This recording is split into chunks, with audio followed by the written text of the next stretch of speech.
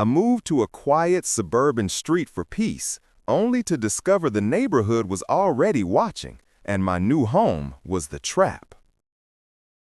The suburbs have a smell. It's a cloying mix of fresh-cut grass, chlorine from a dozen backyard pools, and the faint, almost imperceptible scent of desperation. I'd smelled it before, but never from the inside. For 15 years, my life had smelled like stale coffee, gun oil, and the cold metallic tang of concrete basements. This new scent, the scent of manicured lawns and homeowners associations, was supposed to be my escape. A quiet street, a two-story colonial, a place where the biggest drama was whose recycling bin was left out too long. I wasn't running from a case or a criminal. I was running from the noise. The constant grinding noise of the job that had chewed up my 20s and 30s and was threatening to swallow my 40s whole. The moving van had left hours ago, leaving me surrounded by a fortress of cardboard boxes in the echoing silence of my new home. It was nearly midnight, but the humid Virginia air was still thick and heavy. All I wanted was a shower and 8 hours of dreamless sleep. I had one last box in my car, a heavy black Pelican case. It wasn't full of clothes or kitchen gadgets. It held my service weapon, my backup, my credentials, and a few other items the Bureau preferred I keep close. It was the last piece of my old life I needed to bring into my new one. As I hefted it out of the trunk, the motion sensor floodlight on my neighbor's garage clicked on, bathing his perfect, weed-free lawn in harsh white light, and him with it. He was standing on the edge of his property, arms crossed over his chest. I'd seen him earlier when I'd first pulled up, watching me from behind his pristine curtains. His name was Mark, or Mike, or something equally forgettable. He was a local cop. His cruiser was parked in the driveway like a territorial dog marking its spot. He'd given me a curt nod that afternoon, a look that wasn't welcoming so much as it was assessing. Now, his expression was harder. "Working late," he called out. It wasn't a question. I gave him a tired smile, shifting the weight of the case in my hand. Just the last of it, eager to be done. He took a few steps onto his lawn, his posture rigid. He had that cop walk, the one that's meant to look casual but is all about presence, about occupying space. "That's a heavy-duty case you got there. What's in it? Camera equipment?" My internal alarms, long dormant, began to hum softly. It was a probing question, too specific for casual neighborly chat. My training kicked in, smoothing over my features, keeping my voice level. "Just some sensitive work electronics. Have to be careful with them." He grunted, his eyes fixed on the case. "What kind of work you do?" "Data analysis." I lied easily. It was my standard cover, boring enough to kill most conversations. But it didn't kill this one. He took another step, now standing on the seam of grass that separated our properties. "Funny, you don't look like a data analyst." I felt a flash of irritation. "And what does a data analyst look like?" "Softer," he said, a smirk playing on his lips. "You move like you know what you're doing, like you've handled things heavier than a keyboard."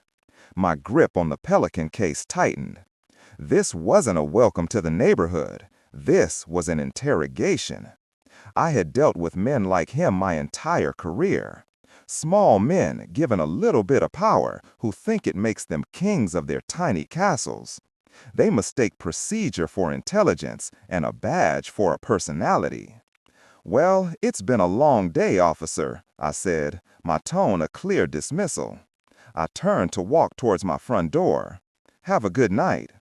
"I didn't say I was done talking to you." His voice had changed. The fake neighborly charm was gone, replaced by a hard, official edge. I stopped and turned back slowly. He had stepped off his lawn and was now fully on my property, standing between me and my front door. The floodlight cast his shadow long and distorted across my new driveway. "You're on my property," I stated, my voice low and cold. "I'm a police officer investigating a suspicious situation," he shot back, his hand drifting down to rest on the butt of his holstered pistol. "A single woman moving in at midnight, carrying a case that looks a lot like the ones we use for tactical gear. Your story doesn't add up. I'm gonna need to see what's in that case." I laughed, a short, sharp, humorless sound. "You're gonna need a warrant for that, and you don't have probable cause. You have a paranoid imagination. Now please get off my property before I call your supervisor." That was the wrong thing to say. His face darkened, the flimsy mask of authority cracking to reveal the raw ego beneath. His eyes, which I can now see were wide and wired, darted from my face to the case and back again. He was hopped up on something, adrenaline, power, maybe just the thrill of the confrontation. "I am the supervisor around here," he snarled. "I see a potential threat to my neighborhood, I deal with it. Now, for the last time, put the case down and open it, slowly." My body went still. Every muscle tensed, every sense sharpened. I ran a dozen scenarios through my head in a split second. De-escalation was failing. He was too far gone, too committed to his own narrative. I was no longer the new neighbor. In his mind, I was a suspect, a perp. "No," I said, my voice barely a whisper, but clear and defiant in the silent night. And that's when he did it. With a movement that was surprisingly fast but clumsy with adrenaline, he unholstered his weapon. The click of the safety being disengaged echoed in the stillness. He raised the pistol, his hands trembling slightly, and pointed it directly at my chest. "I said, drop it!" he screamed, his voice cracking. "Police, drop it now!" The world narrowed to the small black circle of the muzzle of his gun. It looked like a bottomless pit. He saw a scared woman in pajamas, cornered in her own driveway. He didn't see the years of training that had my heart rate steady, my breathing controlled. He didn't see the person who could disarm him in 3 seconds flat, a move that would likely end with his weapon and his life in my hands. He saw me as the threat, and in that moment, as his finger tightened on the trigger, he had no earthly idea that he was the one in mortal danger. My training teaches you to slow everything down, to see the world in frames. Frame 1, the officer, let's call him Mark. His knuckles are white on the grip of his Glock. His stance is a poor imitation of what he's seen on TV, too wide, off balance. Frame 2, his breathing is shallow, ragged. His pupils are dilated, not just from the darkness, but from the adrenaline dump. He's terrified. A scared cop with a gun is the most dangerous thing on the planet. Frame 3, my own body, relaxed but coiled, ready. The Pelican case is heavy enough to be a formidable shield or a blunt force weapon. My path to cover is the front fender of my sedan, 3 steps to my left. "Officer," I said, my voice dropping into the register I used for hostage negotiations. It was calm, measured, and held an unmistakable core of command. "You have approximately 3 seconds to lower your weapon before you turn a misdemeanor complaint into a career-ending felony, maybe worse." "Shut up!" he shrieked, spittle flying from his lips. "I'm in control here." He wasn't. He was a passenger in his own meltdown. De-escalation through reason had failed. It was time for de-escalation through procedure. His procedure. "Fine," I said, raising my empty hand slowly. "I am complying. I am going to place the case on the ground." I narrated my every move, just like they teach you at the academy, just like he should have been doing. I am bending my knees. My hands are visible at all times. The case is now on the pavement. I set it down with a soft thud. "Now what, officer? You have an unarmed woman and a closed box. What is your next move?" He stared at the case, then back at me, his mind racing to catch up. He had the gun on me, but somehow I was the one directing the scene. Now you back away from it. Get on the ground, hands behind your head. I almost smiled. Negative. I will not be getting on the ground. You have no cause to detain me. However, I am now going to reach into my pocket very slowly to retrieve my cell phone. "Don't move," he yelled, waving the gun erratically. "I am going to call 911, I continued, my voice an anchor in his storm of panic. "I am going to report an unhinged officer threatening an unarmed resident at 112 Arbor Lane. I am going to request that your watch commander or a shift supervisor respond to this location immediately to clarify proper police procedure." The blood drained from his face. He knew on some level how badly he'd screwed up. A 911 call would be on a recorded line. It would trigger an automatic multi-unit response. There would be paperwork and internal investigation. His little power fantasy was about to collide with the harsh reality of bureaucracy and departmental review. He couldn't let me make that call. He took a stumbling step forward, his gun still trained on me, his free hand reaching out as if to snatch the phone he couldn't even see. "You're not calling anyone. You're under arrest." "For what?" I challenged, my own hand now closing around the cool metal of my phone. For obstructing an investigation? That was it. The final desperate gasp of a man drowning in his own bad decisions. He lunged. It was a sloppy, telegraphed move. I didn't even have to sidestep. I simply let him come, my center of gravity low. The moment his body was less than a foot from mine, my plan changed. This was no longer about de-escalation. This was about survival and control. My hand shot out, not for him, but for the gun. But before my fingers could touch the hot metal of the slide, the night exploded with sound. The high-low wail of a siren cut through the suburban silence, shockingly close. We both froze. A pair of headlights rounded the corner, followed by another. Red and blue lights began to strobe across our faces, across the manicured lawns and vinyl siding, turning our private drama into a public spectacle. 2 patrol cars screeched to a halt in the middle of the street, boxing my car in. Doors flew open. A portly sergeant with a salt and pepper mustache got out of the lead car, his own weapon drawn but held in a low ready position. "Mark, what the hell is going on?" the sergeant boomed, his eyes taking in the scene. "Lower your weapon, now!" Mark flinched as if he'd been slapped. He slowly, reluctantly lowered his Glock, though he didn't reholster it. His chest was heaving. The sergeant's gaze flicked to me. He saw her pajamas, the moving boxes, her empty hands. His expression hardened with weary frustration. "Ma'am, I need you to stay right where you are. We need to sort this out." I didn't answer him. I didn't even look at him. My attention was fixed on the street behind his patrol car. A third vehicle had just pulled up. It wasn't a cruiser. It was a black, unmarked sedan that glided to the curb with an unnerving silence. It had government plates. The driver's side door opened and a tall man in a flawlessly tailored suit stepped out.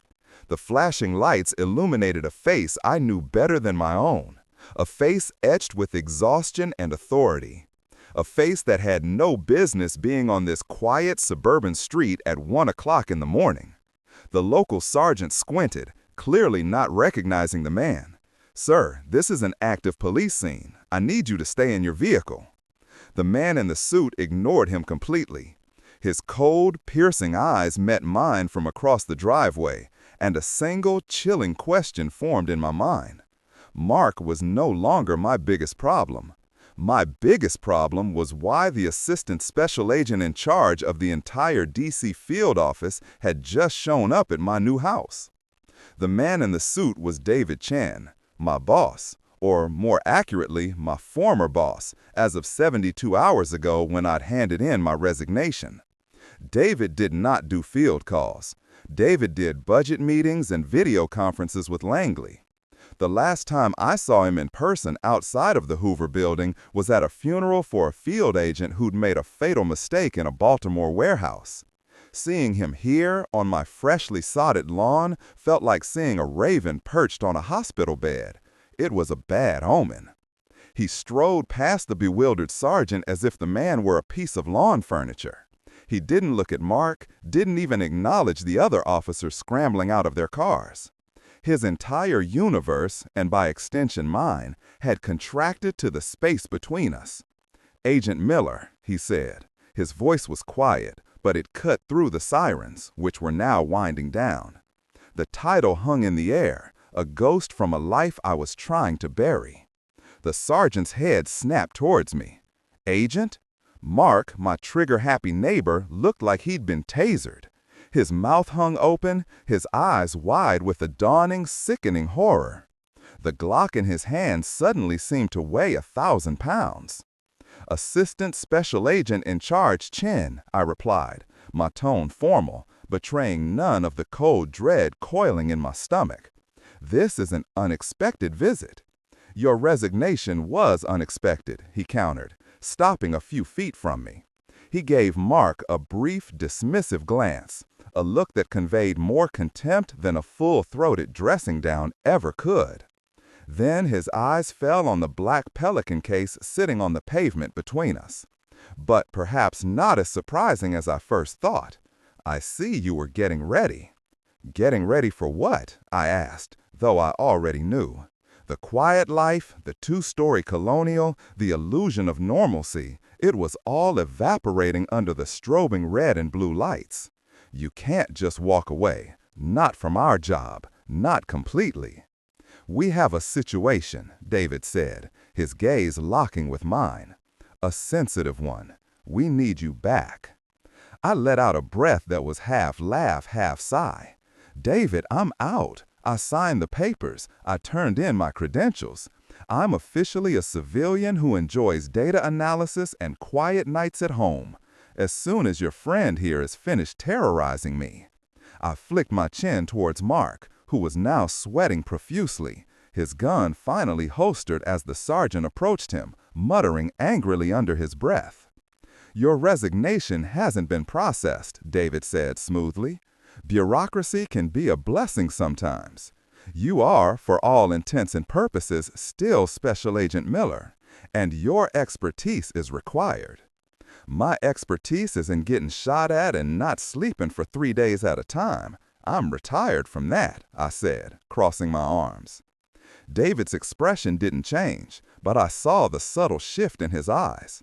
The professional mask was slipping, revealing the urgency beneath.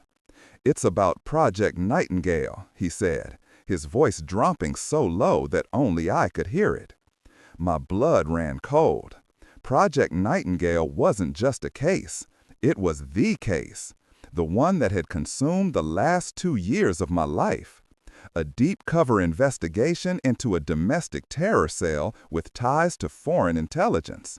It was a labyrinth of shell corporations, encrypted communications, and shadowy figures who moved like ghosts. It was the reason I'd needed to get out. The noise, the paranoia, the constant feeling of being watched, it all stemmed from Nightingale.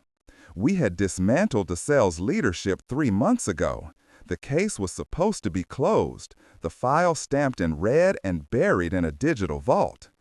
"Nightingale is over," I said, my voice tight. "We got them all. I wrote the after-action report myself."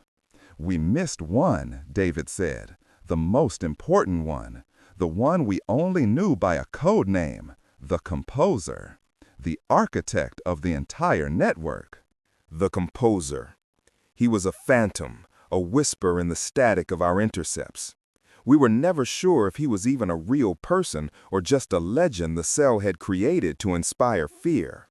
There was no evidence he existed. "There is now," David said grimly. "He's reactivated the network. He's planning something big, and he's planning it for the next 48 hours, and he's doing it right here." My mind reeled. Here? In this sleepy suburban enclave? It was impossible. He left a message, David continued, his voice barely audible. A digital breadcrumb trail buried in a dozen layers of code. It took our best cryptographers a week to crack it. It was a single sentence. He paused, letting the weight of the moment settle. The local cops were now securing the scene, their initial aggression replaced by a confused deference. Mark was being led to a patrol car by his exasperated sergeant. My quiet street had become a federal crime scene. What did it say? I asked. My resignation, my new house, my dream of a quiet life, all fading into an irrelevant fantasy. David looked me dead in the eye, and the words he spoke hit me with the force of a physical blow, rearranging my reality and pulling me back into the world I had fought so desperately to escape. It said, "I know where she lives, Agent Miller." The words hung in the air, colder and heavier than the humid Virginia night. I know where she lives, Agent Miller. It wasn't just a threat. It was an epitaph for the quiet life I had so desperately craved. My suburban sanctuary had been a cage all along, and I just willingly locked myself inside. For a long second, I couldn't breathe. The noise I'd been running from wasn't just in my head anymore.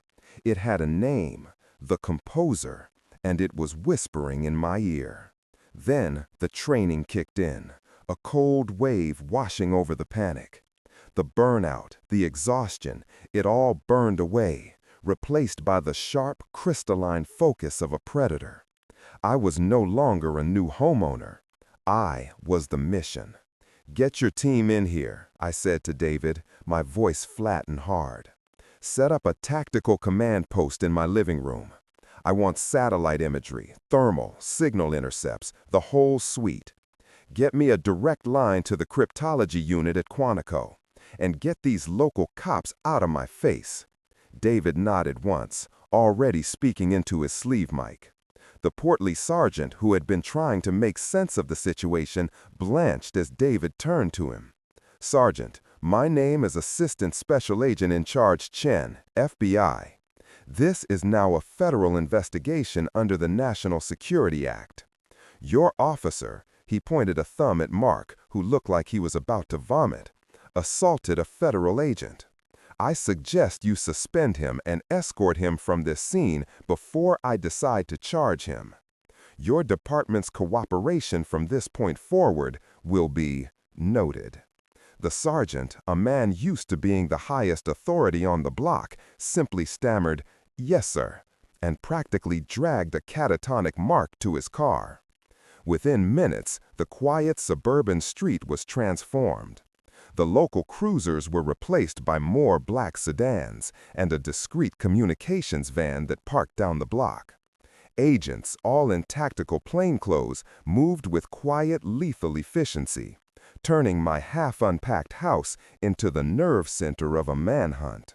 Inside, surrounded by cardboard boxes and FBI tech, I stared at a satellite map of my new neighborhood projected onto a bare wall. "He's watching," I murmured, pacing the hardwood floor. The message wasn't a threat for the future. It was a statement of fact. He's watching me right now. "We're sweeping for bugs, running facial recognition on every resident, pulling traffic cam footage," David said, handing me a tablet with encrypted files. "But he's a ghost. He could be anyone." "No," I said, stopping my pacing. "That's not his style. He's an architect, a controller. He doesn't just watch. He builds the system that watches. What's the one thing people in a neighborhood like this obsess over?" David looked blank for a moment. "Property values?" "Security," I countered. "HOA meetings, neighborhood watch programs, private security patrols. He wouldn't be hiding in a house, he'd be hiding in the system." My mind flashed back to the welcome basket that had been on my porch when I arrived. It was from the head of the Homeowners Association, a man named Henderson. There was a note inside, welcoming me and reminding me to register for the Community Security Portal, an online system where residents could share footage from their private security cameras. "Get me the schematics for this neighborhood's fiber optic network," I snapped. "And get me the admin login for the HOA's security portal, now." An hour later, we had it. The composer wasn't just watching me from one camera. He had turned the entire neighborhood into his personal surveillance state. He'd personally overseen the installation of the network under the guise of the HOA's safety initiative. He had a back door into every Ring doorbell, every garage camera, every nanny cam on the block. He was a digital god in this small manicured kingdom, and I had moved into the heart of his web. The digital breadcrumb trail he'd left wasn't just the message. It was the IP address he'd sent it from. It wasn't a house. It was the central server for the community portal itself, located in the basement of the community clubhouse, 2 blocks away. "He's arrogant," I said to David, a grim smile touching my lips for the first time. "He wanted me to know he was in control. He wanted me to feel trapped. Let's use that." The plan was simple. I was the bait. I walked out my front door, looking tired and defeated. I got in my car and drove, not away, but towards the community clubhouse. David and his tactical team were a ghost caravan, out of sight but shadowing my every move. The composer would see me on his network, panicked and running right into his lap.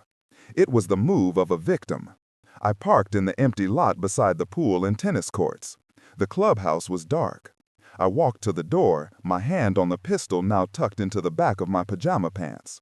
As I reached for the handle, a voice came from the shadows by the poolside cabana. "Looking for someone, Agent Miller." It was Henderson, a mild-mannered man in his late 50s, wearing khaki shorts and a polo shirt. He was holding a tablet, the screen glowing with a dozen video feeds, all of them of me. "It's over, composer," I said, my voice steady. "My dear, it's just beginning. You see, this whole neighborhood is wired, not just with cameras. Your arrival was the final piece, the trigger. A federal agent, in the heart of a quiet community, about to be the victim of a tragic, catastrophic gas line explosion. It will be a national tragedy, a symbol of the rot that has taken over this country. You won't get away with it," I said, buying time, letting the team get into position. "I already have," he said, tapping his tablet. "Goodbye, Agent Miller." But nothing happened. He tapped it again, a flicker of confusion crossing his face. From the shadows behind me, David's voice cut through the darkness. "We cut the network 5 minutes ago. Your signal can't reach the detonators." Henderson's face contorted in rage. He threw the tablet and pulled a small pistol from his pocket. But he never had a chance. Before he could even raise it, I had my weapon out and fired. Not at him, but at the large propane tank for the pool heater right beside him. The round sparked on the metal, a deafening bang that made him flinch and drop his gun. In that split second of shock, 2 tactical agents materialized from the darkness, tackling him and cuffing him before he could even utter a cry. It was over, a clean, quiet, professional end. As the sun began to rise, painting the suburban sky in shades of pink and orange, I stood on my lawn. The black sedans were gone. Henderson, the composer, was gone. The noise was gone. David walked over, a rare, tired smile on his face. "The director sends his thanks. Your resignation has been misplaced. Name your assignment." I looked at my 2-story colonial, at the manicured lawns, at the faint smell of chlorine and fresh-cut grass. It wasn't the escape I had thought it was. It was a battlefield, just like all the others. But this time, I had won on my own turf. Back home was never an escape. Back home was winning. "No, thank you," David said, the words feeling right for the first time. "I think I'm exactly where I need to be." He nodded, understanding. He knew I wasn't running anymore. As he left, I saw the black Pelican case still sitting on my driveway where I'd left it. I walked over and picked it up. It felt lighter now. I wasn't putting it away. I was just bringing it inside. The suburbs had a smell, all right. And from now on this street, it was going to smell like home. My home. and I was damn well going to keep it safe.